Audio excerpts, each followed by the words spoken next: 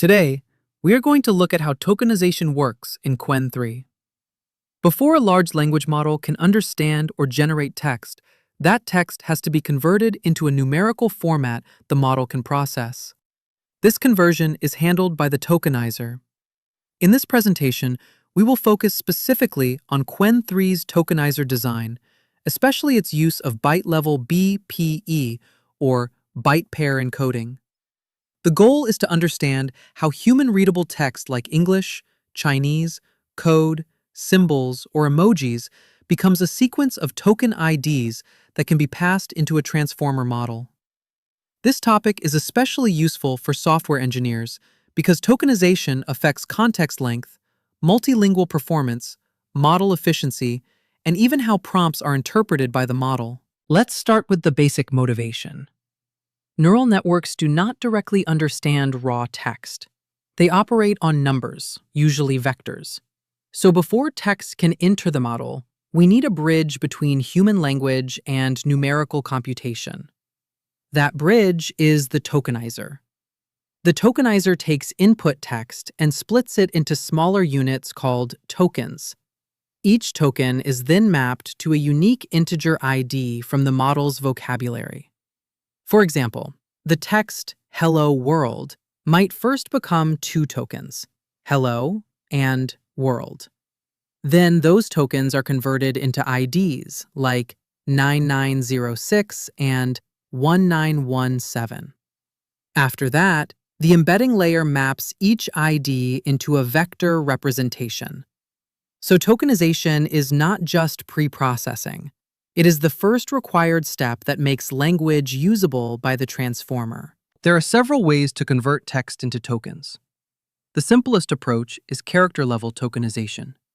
For example, cat becomes C, A, and T. This gives us a very small vocabulary, but the sequences become very long, and individual characters often carry little meaning. Another approach is word-level tokenization. Cat sat becomes two tokens, cat and sat. This gives us meaningful units, but it creates a huge vocabulary and struggles with rare words, typos, or new terms. Subword tokenization sits in the middle. For example, unhappy can be split into un and happy. This gives us a balanced vocabulary size, handles unseen words better, and captures useful word structure. Qwen3 uses byte-level BPE, which is a strong form of subword tokenization. Now let's look at the core idea behind BPE, or byte pair encoding.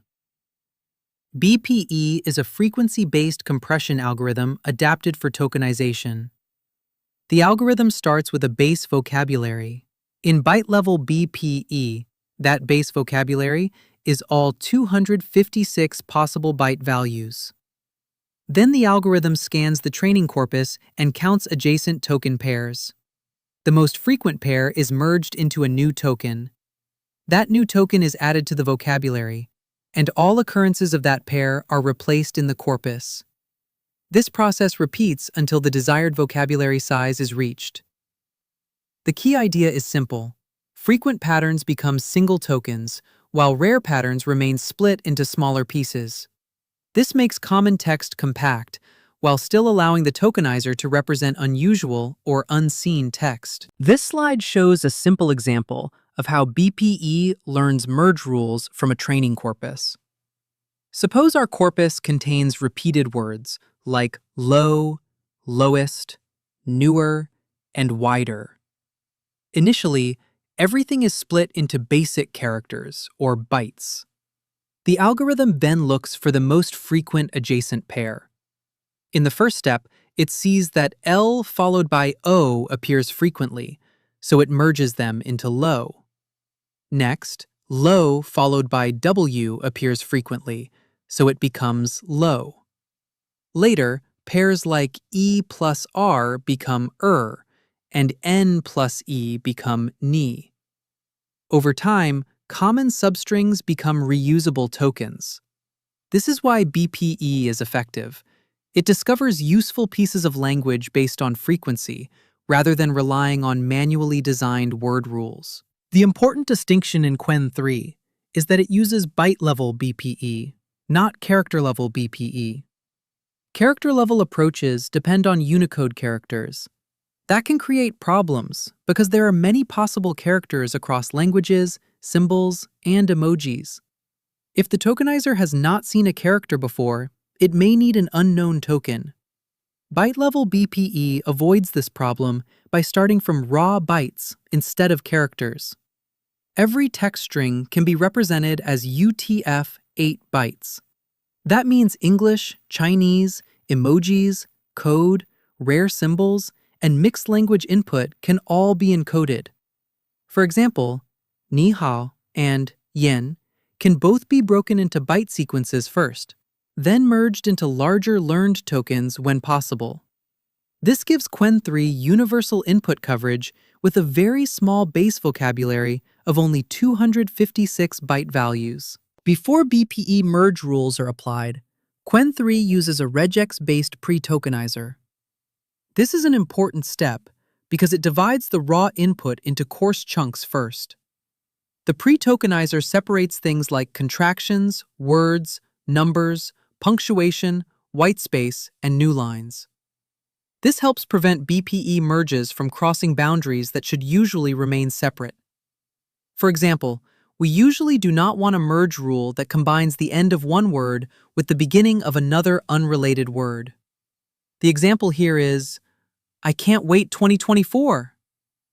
The pre-tokenizer splits it into chunks like I, can, t, wait, 202, 4, and folksamok.